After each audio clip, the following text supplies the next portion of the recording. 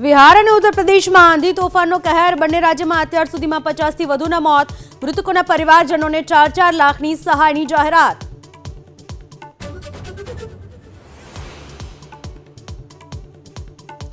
ઉત્તરાખંડના નંદપ્રયાગથી લઈને કેદાર ઘાટી સુધી આકાશી આફત, ચમોલીમાં વાદળ ફાટવાના કારણે ભારે તબાહી, અનેક ગાડીઓ કાટમાળ નીચે દબાઈ.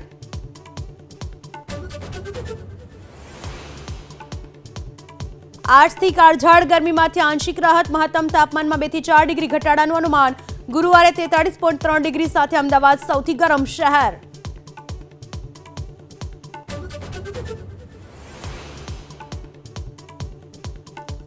પ્રધાનમંત્રી નરેન્દ્ર મોદી આજે વારાણસીની મુલાકાતે, મહેંદીગંજમાં સંબોધશે જનસભા. 3,880 કરોડ રૂપિયાના વિકાસ કાર્યોની આપશે ભેટ.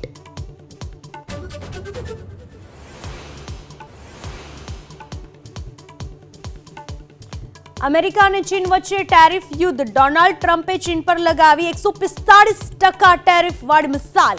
અન્ય દેશને પણ 90 દિવસમાં ઢીલ કરવા ટ્રમ્પની ચેતવણી.